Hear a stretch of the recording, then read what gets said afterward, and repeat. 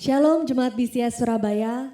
Hari ini kita memasuki Minggu Prapaskah yang terakhir, di mana kita kembali mengingat ketika Yesus memasuki Yerusalem.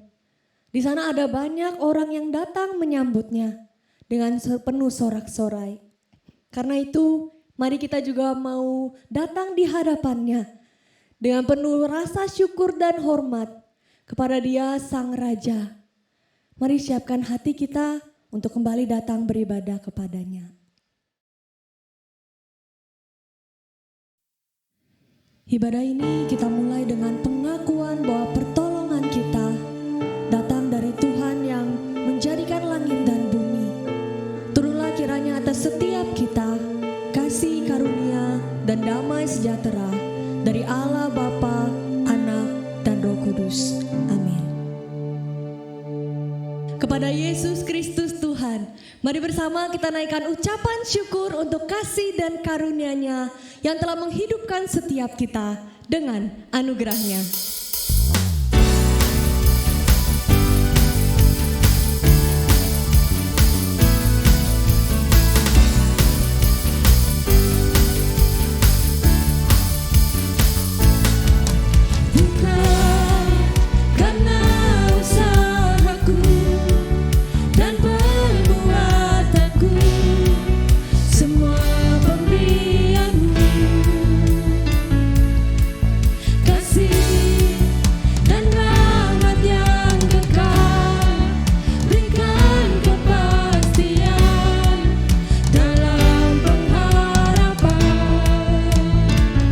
Nyatalah karya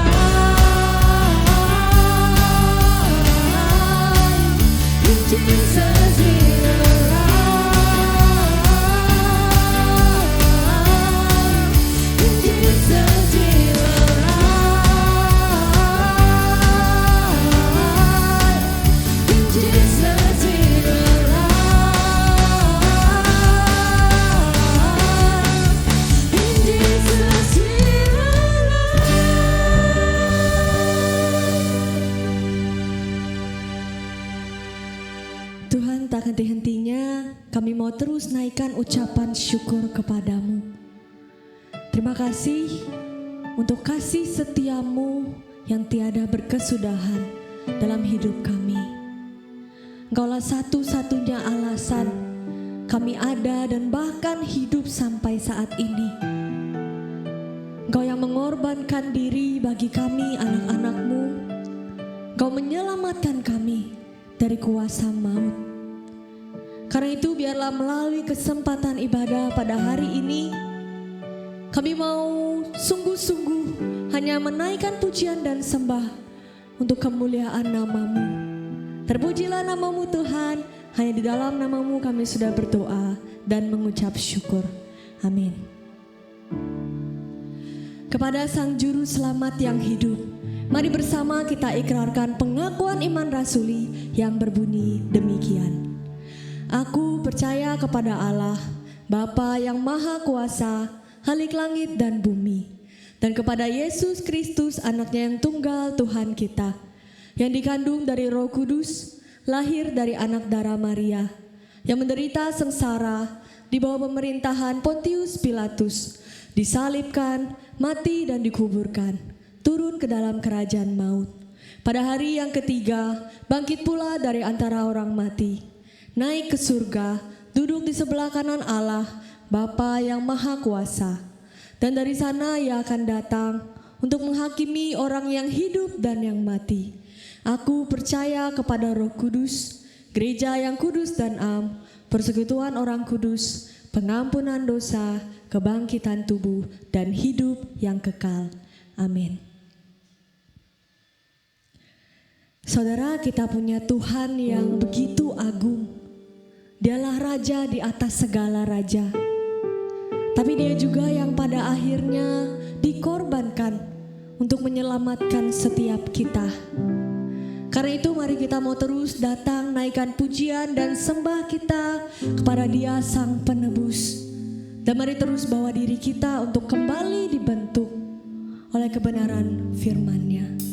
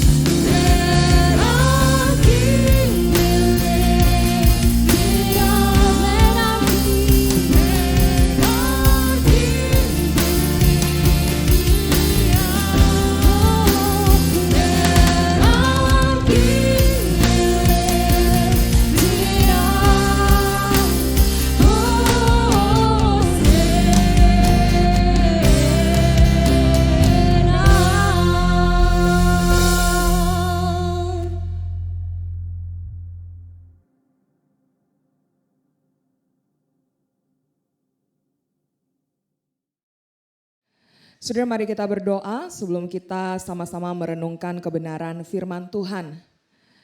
Bapa kami yang di surga, kami bersyukur untuk hari ini, hari di mana Engkau menganugerahkan kami kesempatan untuk boleh memuji dan menyembah-Mu. Dan kami juga mau bersyukur untuk kesempatan di mana kami boleh sekali lagi membaca dan merenungkan firman Tuhan. Tuntunlah kami ya Tuhan, supaya kami boleh mengerti apa yang akan kami baca dan renungkan ini. Dan biarlah kiranya ya Tuhan, Engkau juga yang akan memampukan setiap kami untuk boleh melakukan firman-Mu di dalam kehidupan kami. Ya Tuhan, kami berdoa juga menyerahkan ke dalam tangan-Mu untuk hamba-Mu di dalam segala keterbatasannya. Biarlah kuasa Tuhan yang tidak terbatas itu yang akan memampukan hamba-Mu untuk boleh menyampaikan isi hati Tuhan bagi setiap kami. Ini doa kami ya Tuhan, hanya di dalam nama Tuhan kami Yesus Kristus kami berdoa. Amin. Saudara-saudara, mari sama-sama kita membuka bagian firman Tuhan dari Yohanes pasalnya yang ke-12, ayatnya yang ke-12 sampai dengan ayatnya yang ke-19. Yohanes pasalnya yang ke-12, ayatnya yang ke-12 sampai dengan ayatnya yang ke-19. Saya akan bacakan bagi kita sekalian. Keesokan harinya ketika orang banyak yang datang merayakan pesta mendengar bahwa Yesus sedang di tengah jalan menuju Yerusalem, mereka mengambil daun-daun palem dan pergi menyongsong dia sambil berseru-seru, "Hosana, diberkatilah dia yang datang dalam nama Tuhan Raja Israel." Yesus menemukan seekor keledai muda, lalu ia naik ke atasnya. Seperti ada tertulis, "Jangan takut hai putri Sion. Lihatlah, rajamu datang duduk di atas seekor anak keledai." Mula-mula murid-murid Yesus tidak mengerti akan hal itu. Tetapi sesudah Yesus dimuliakan, teringatlah mereka bahwa nas itu mengenai dia. Dan bahwa mereka telah melakukan juga untuk dia. Orang banyak yang bersama-sama dengan dia ketika ia memanggil Lazarus keluar dari kubur dan membangkitkannya dari antara orang mati, memberi kesaksian tentang dia. Sebab itu orang banyak itu pergi menyongsong dia karena mereka mendengar bahwa ia yang membuat mujizat itu. Maka kata orang-orang Farisi seorang kepada yang lain, "Kamu lihat sendiri bahwa kamu sama sekali tidak berhasil. Lihatlah, seluruh dunia datang mengikuti dia." Inilah bagian firman Tuhan yang menjadi dasar perenungan kita pada hari ini. Saudara-saudara yang terkasih di dalam Tuhan, ketika seseorang atau sekelompok orang hendak pergi ke suatu tempat, maka pastilah saudara-saudara mereka punya maksud, punya tujuan atau punya agenda tertentu. Misalkan seperti ini, hari ini, sore ini saya ke studio untuk apa saudara-saudara? Untuk rekaman khotbah ibadah Minggu 28 Maret 2021.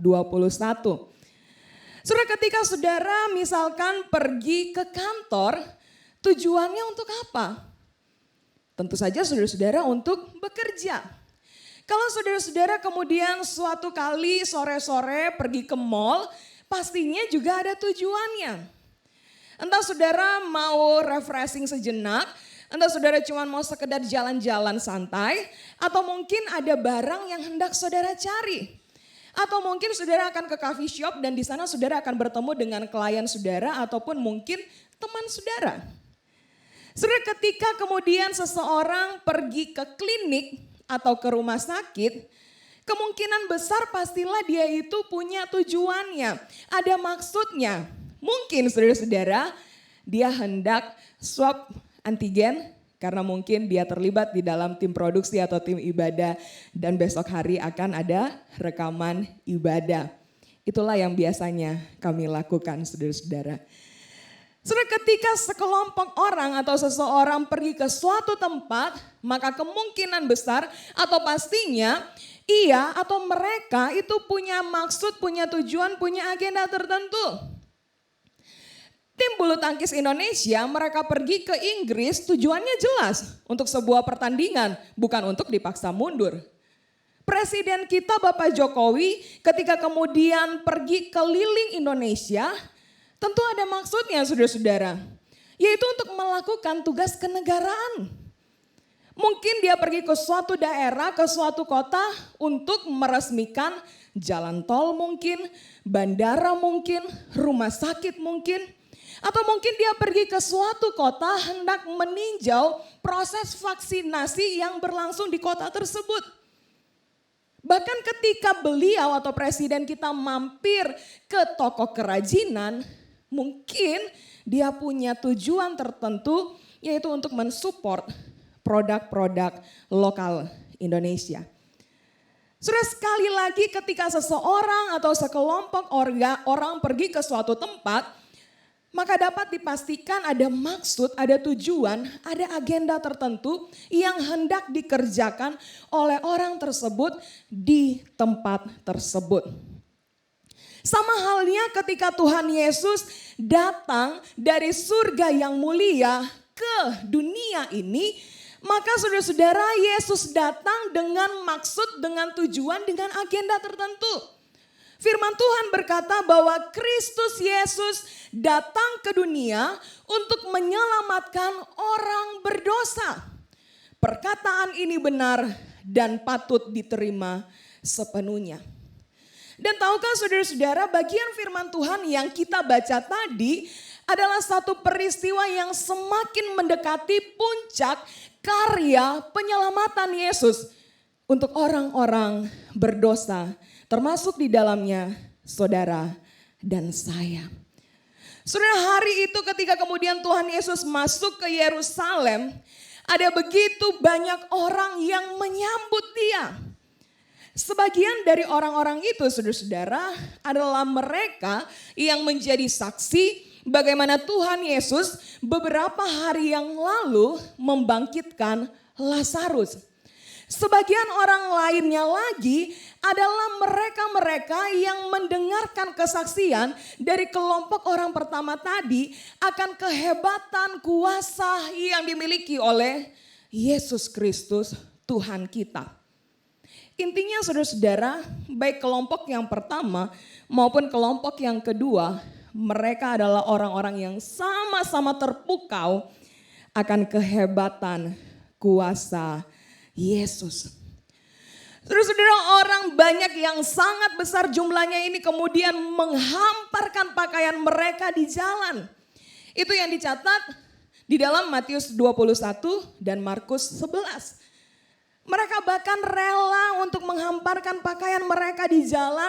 Lalu mereka kemudian melambai-lambaikan daun palem saat itu dan berseru, Hosana, diberkatilah dia yang datang dalam nama Tuhan, Raja Israel. Saudara, sebetulnya seruan Hosana ini bukanlah sesuatu yang asing bagi orang banyak saat itu.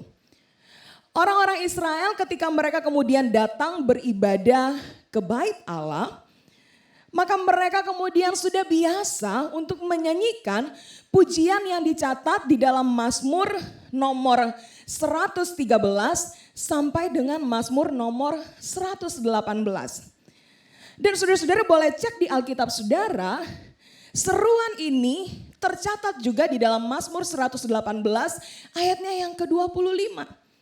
Di mana ketika orang-orang Israel beribadah di Bait Allah, mereka kemudian nyanyi mulai dari Mazmur 113 dan seterusnya sampai pada akhirnya sampai di Mazmur 118 ayatnya yang ke-25, orang-orang yang ada di Bait Allah saat itu mereka akan bersorak, Hosana, Hosana, Hosana.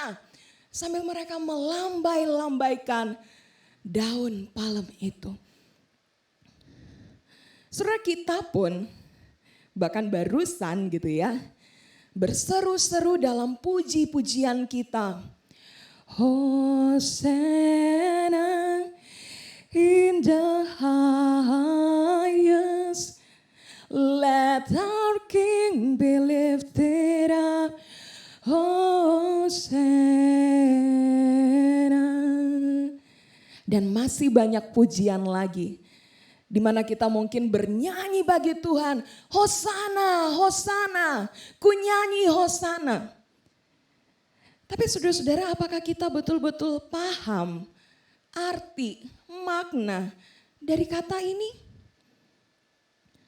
Saudara, Hosana sebetulnya artinya adalah save now atau give salvation now.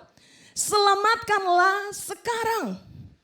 Ada yang kemudian menguraikannya bahwa Hosana itu dari kata Hosiana terdiri dari kata yasa dan kata na. Kata yasa itu artinya menyelamatkan, sedangkan kata na itu artinya permohonan atau doa. Sehingga Hosana atau Hosiana itu dapat kemudian diartikan, aku berdoa kepada Tuhan, selamatkanlah aku.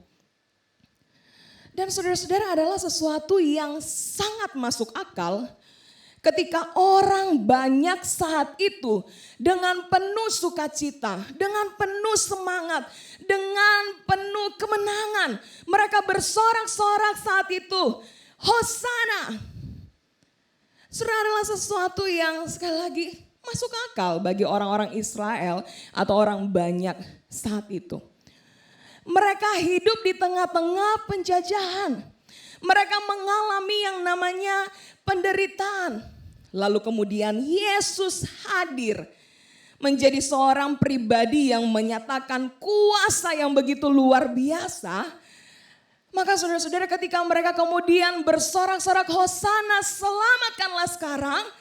Mereka mungkin punya pemikiran bahwa orang ini memang layak untuk jadi raja atas kami. Saudara, ketika mereka kemudian berseru-seru demikian di dalam pemikiran mereka, wah, kami sudah menemukan pribadi yang tepat untuk menjadi raja yang akan melepaskan, yang akan membebaskan kami dari penjajahan Roma. Apalagi mungkin saudara-saudara mereka teringat akan nubuatan-nubuatan yang disampaikan oleh para nabi tentang Sang Mesias, Sang Pembebas itu. Dan ketika mereka mulai melihat-lihat dari dalam diri Yesus, mereka kemudian mungkin menemukan inilah sosok yang memenuhi kriteria seorang Mesias. Saudara, memang Yesus hadir di dunia untuk menggenapi setiap nubuatan akan dirinya. Bahkan ketika saat itu saudara-saudara Yesus masuk ke Yerusalem, ini sebetulnya sedang menggenapi nubuatan yang disampaikan oleh Nabi Zakaria. Saudara, dalam Zakaria pasalnya yang ke-9, ayatnya yang ke-9, di sana dicatat bahwa Sang Mesias itu akan mengendarai keledai. Dan kalau saudara masih ingat bagian firman Tuhan yang kita baca tadi, tidak hanya di Yohanes pasalnya yang ke-12, tapi bagian paralel lainnya di ketiga Injil yang lainnya pun semua mencatat bahwa Yesus masuk ke Yerusalem dengan mengendarai keledai. Sama persis seperti yang kemudian sudah dinubuatkan jauh-jauh hari oleh Nabi Zakaria. Bahkan saudara-saudara, Injil Matius kemudian mencatat sebuah detil lainnya untuk menggenapi apa yang dikatakan atau dinubuatkan oleh Nabi Yesaya. Dengan detil dicatat di sana bahwa Yesus akan masuk ke Yerusalem dari sebelah timur Yerusalem. Wow, saudara-saudara. Sedetil itu dan semuanya kemudian betul-betul digenapi di dalam diri Yesus. Saudara, bahkan ketika kemudian Yesus masuk ke Yerusalem dengan mengendarai keledai, maka sebetulnya ini bukan hanya sekedar menggenapi nubuatan dari Nabi Zakaria. Tetapi kemudian mau menegaskan bahwa ia sungguh-sungguh adalah sang raja pembawa damai itu. Seperti yang sudah dinubuatkan oleh para nabi. Saudara, saat itu kalau seorang raja kemudian mengendarai kuda, maka kemungkinan besar saudara-saudara raja ini hendak pergi berperang. Kemudian binatang ini, kuda ini menggambarkan atau menjadi sebuah simbol kekuatan, keberanian untuk maju berperang, untuk memperoleh kemenangan. Tetapi ketika seorang raja mengendarai keledai, ini untuk menunjukkan bahwa raja saat itu sedang datang membawa pesan damai. Saudara, inilah yang sedang dilakukan atau yang hendak disampaikan Tuhan Yesus kepada orang banyak saat itu. Bahwa memang betul dialah sang Mesias yang dinubuatkan. Memang betul dialah raja di atas segala raja. Dan catat, dia raja yang membawa damai.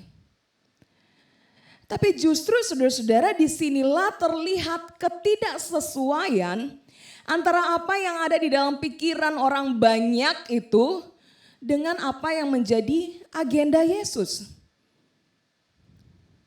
Saudara, orang banyak saat itu berpikir bahwa mereka sedang menyambut raja yang akan berperang untuk mengalahkan penjajah. Mereka berpikir bahwa saat itu mereka sedang bersorak-sorai mengeluk-elukan Yesus yang adalah Mesias yang akan membebaskan mereka dari penjajahan. Padahal Yesus datang untuk melakukan yang jauh lebih besar, yang jauh lebih penting. Yesus datang sebagai Raja Damai yang akan membebaskan manusia dari belenggu dosa. Terjadi ketidaksesuaian antara apa yang ada dalam pemikiran orang banyak saat itu dengan apa yang sudah ada dalam rancangan Allah yang akan digenapi, yang menjadi maksud, tujuan, dan agenda Yesus datang ke dunia. Dan sayangnya saudara-saudara, ketidaksesuaian pun sering kali terjadi juga antara kita dengan Tuhan. Kita mungkin tidak ada bedanya atau tidak terlalu berbeda jauh dengan orang banyak saat itu. Mereka berpikir bahwa Yesus itu kan sangat berkuasa dan sudah terbukti. Maka sangat bisalah untuk menyelamatkan mereka dalam hal melepaskan mereka dari penderitaan penjajahan itu. Dan terkadang saudara-saudara, bukankah saudara dan saya seringkali berpikir bahwa kita punya Tuhan yang hebat, kita punya Tuhan yang berkuasa, sehingga atau mungkin terkadang kita berpikir seharusnya Tuhan yang seperti itu tuh bisa dong untuk menyelesaikan setiap persoalan hidup penderitaan yang saat ini sedang saya alami, kesusahan demi kesusahan, pergumulan demi pergumulan, masalah demi masalah yang ada dalam hidup saya. Seharusnya bisa dong. Ya saudara-saudara, Yesus Kristus Tuhan sangat bisa untuk mengangkat penderitaan kita, kesusahan kita, pergumulan kita, persoalan hidup kita, kemalangan kita, sakit penyakit kita, dan lain sebagainya. Yesus Kristus Tuhan sangat bisa untuk melakukan itu. Tapi kalaupun saat ini dia belum mengerjakannya, ingat saudara-saudara, dia sudah pernah melakukan sesuatu yang jauh lebih besar, yang jauh lebih penting daripada semuanya itu. Dia melakukan semuanya bagi setiap kita. Atau mungkin saudara-saudara, Tuhan kita membiarkan kita masih ada dalam kondisi yang seperti ini. Karena pada akhirnya ada sesuatu yang baik, yang indah, yang sudah Dia siapkan, jauh melebihi dari apa yang kita pikirkan dan kita bayangkan.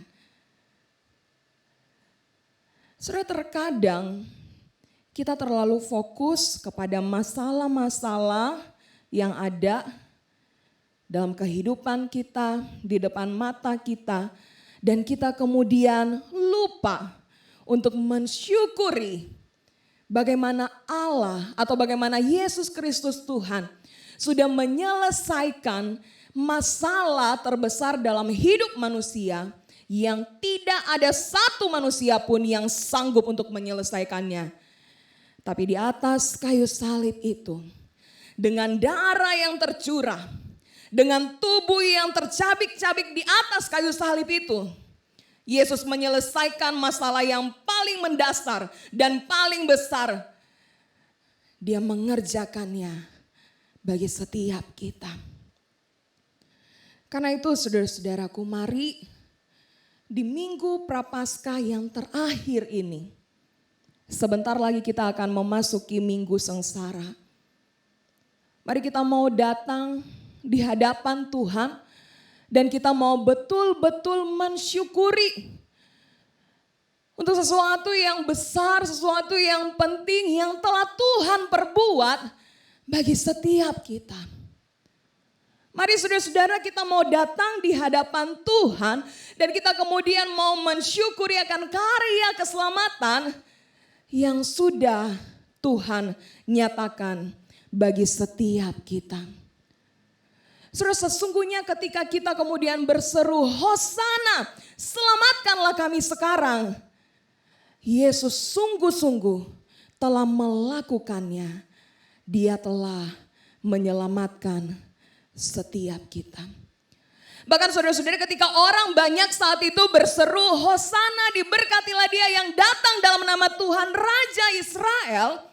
Mereka seharusnya sadar bahwa sebentar lagi, tinggal sedikit lagi, Yesus kemudian akan melakukan sebuah karya yang begitu besar untuk betul-betul menyelamatkan mereka.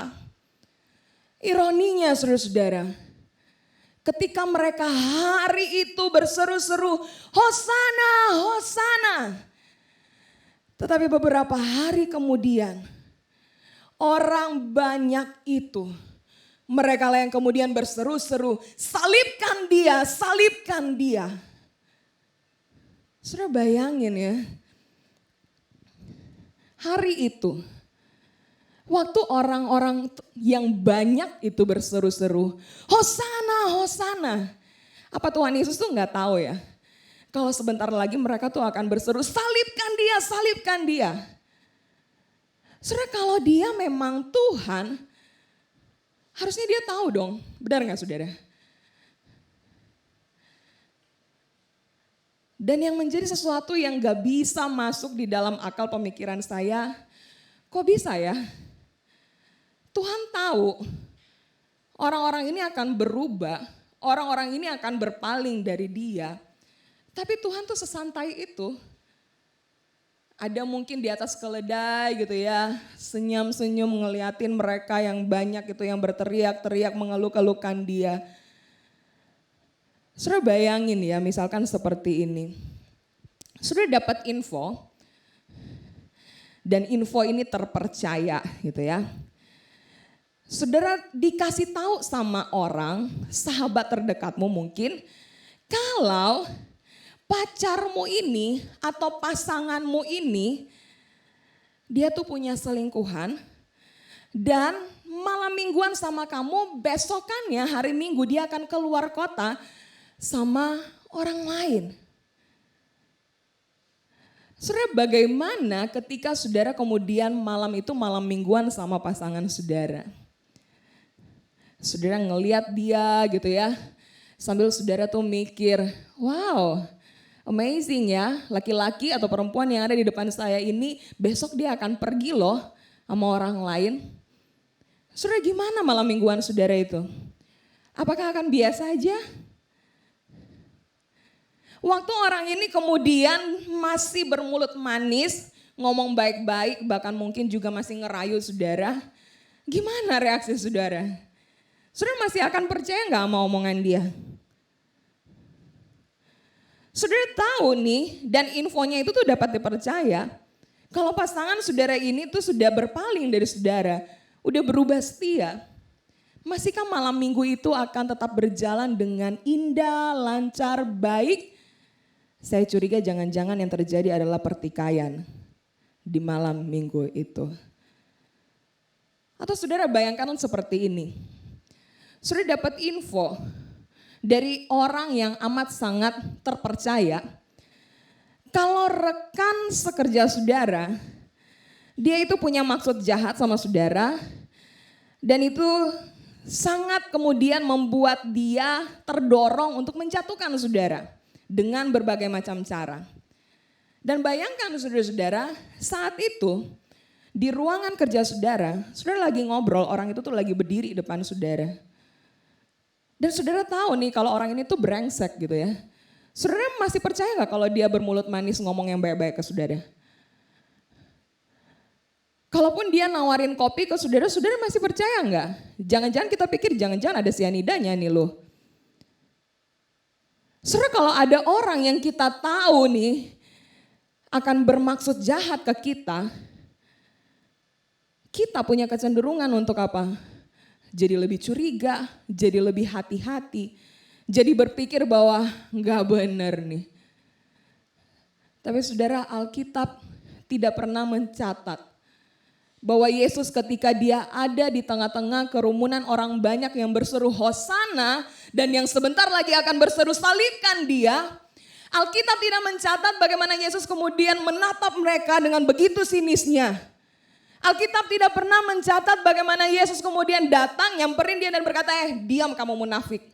Alkitab gak pernah mencatat bagaimana Yesus kemudian, sekarang aja lu ngomong gini habis itu lu caci maki gua. Alkitab tidak mencatat seperti itu. Alkitab bahkan mencatat bahwa kepada orang-orang yang seperti ini, yang berpaling, mereka yang kemudian berubah itu, kepada mereka lah justru Yesus mati di atas kayu salib, tanggung tebus dosa-dosa mereka. Alkitab justru mencatat bahwa ketika orang-orang banyak itu berteriak, salibkan dia, salibkan dia. Yesus tetap taat, bahkan dia tetap taat sampai mati di atas kayu salib. Alkitab bahkan mencatat bahwa tidak hanya orang-orang banyak itu, tetapi juga murid-murid Yesus ada yang menjual, ada yang mengkhianati dia. Dan Alkitab tetap mencatat inilah sebuah kebenaran, sebuah kenyataan bahwa Yesus tetap mati untuk orang-orang terdekat yang bahkan sampai menjual dan mengkhianati dia. Alkitab kemudian mencatat betapa besarnya kasih Tuhan bagi setiap kita umat manusia. Dan sampai saat ini saudara-saudara, Yesus yang sama, dia tetap datang dengan penuh kasih bagi setiap kita. Kita yang mungkin berubah setia, kita yang mungkin sudah menjauh dari dia, kita yang mungkin dulu dengan begitu sungguh-sungguhnya memuji-muji dia, menyembah dia dengan sepenuh hati. Kita mungkin yang dulunya begitu setia mengikut Kristus, tetapi kita sekarang yang sudah mulai menjauh, kita yang mulai berpaling, kita yang kemudian tidak lagi setia, tidak lagi percaya bahkan kepadanya. Saudara, Yesus tetap sama dulu, sekarang, dan sampai selama-lamanya. Dia tetap mencintai saudara dan saya. Sehingga saudara-saudara di minggu Prapaskah yang terakhir ini, sekali lagi kita akan memasuki minggu sengsara, memperingati kembali kematian Kristus. Mari saudara-saudara, kita mengingat lagi, sesayang itu loh Tuhan bagi setiap kita anak-anak. Sebesar itu loh kasih Tuhan buat kita. Adakah engkau mensyukurinya? Adakah engkau juga datang dan mau sungguh-sungguh mengasihi dia? Adakah engkau yang tidak hanya lewat perkataanmu saja yang auto ngucap, oh I love you Lord. Tapi sebenarnya tuh enggak ada sama sekali terwujud dalam kelakuan kita, dalam keseharian kita. Saudara, mari kita mau datang di hadapan Tuhan saat ini.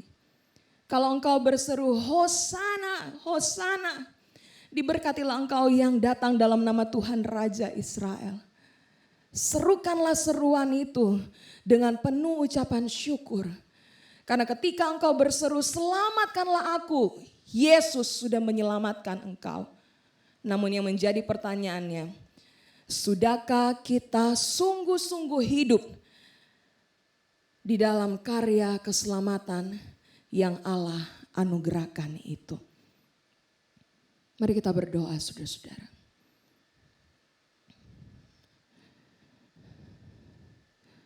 Inilah kami anak-anak-Mu ya Tuhan.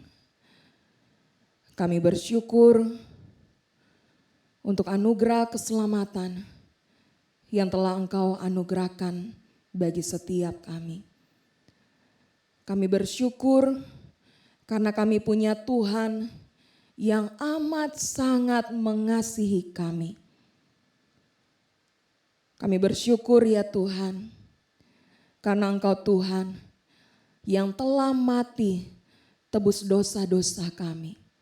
Kami yang seharusnya dihukum, tetapi Engkau menggantikan kami. Terima kasih Tuhan.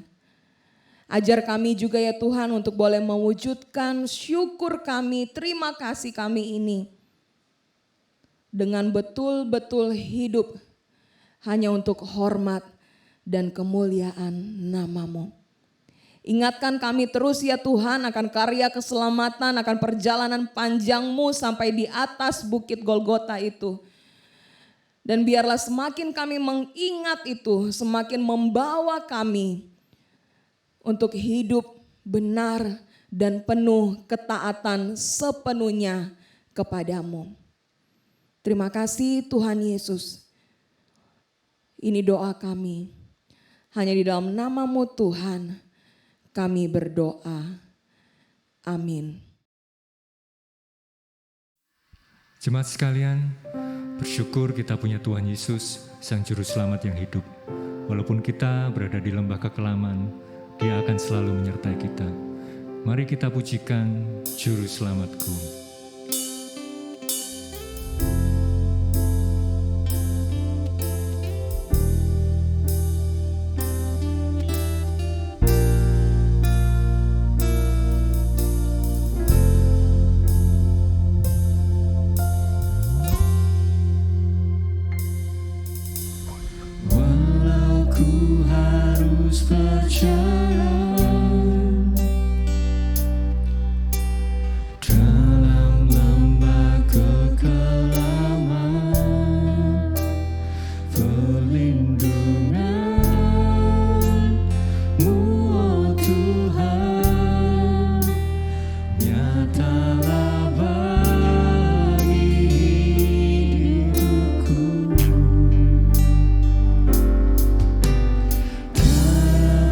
pernah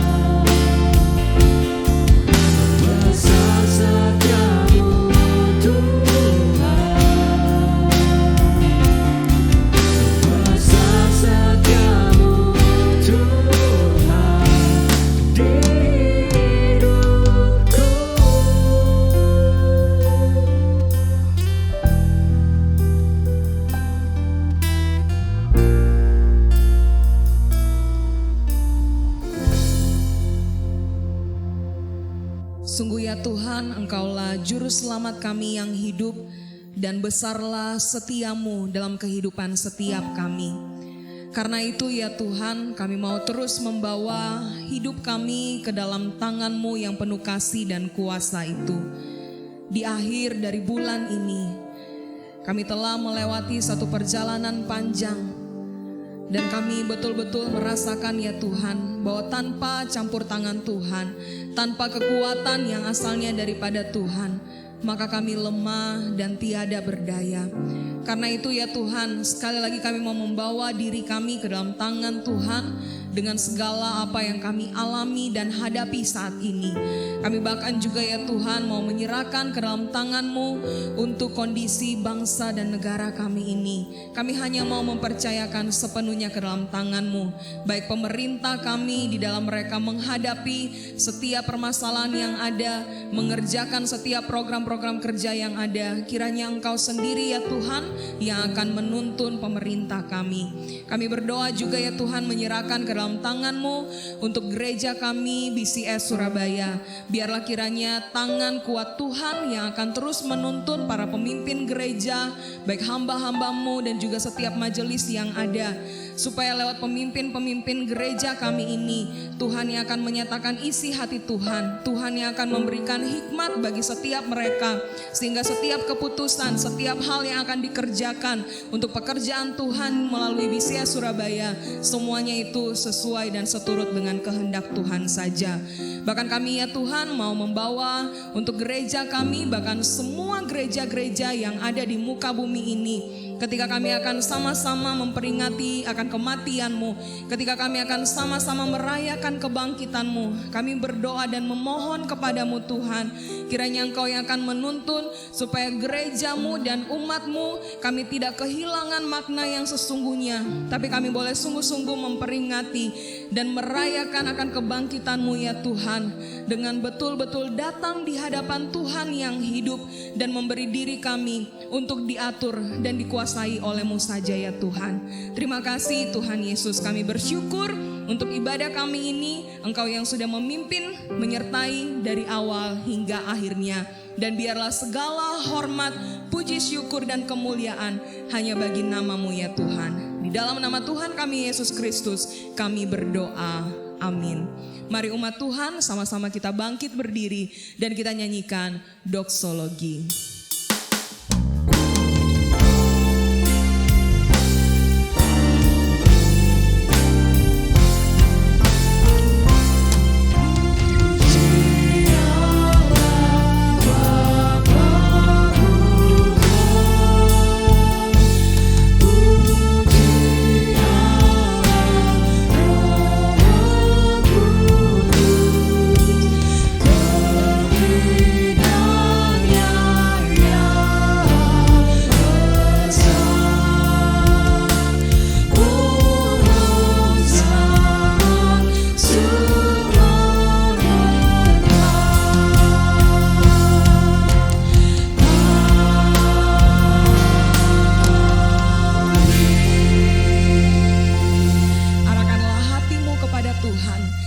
Sumber berkat yang akan memberkati setiap kita.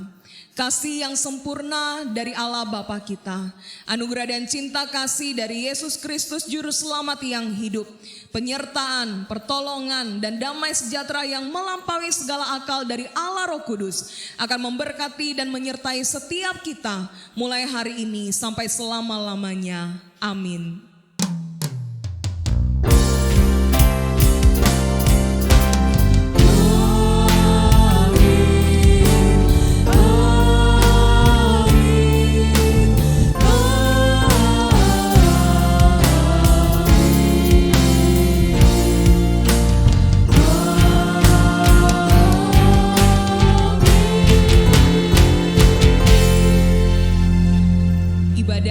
Prapaskah yang terakhir atau Minggu Palem ini telah selesai, dan mari Bapak Ibu Saudara kita mau siapkan diri kita untuk memasuki Minggu Sengsara.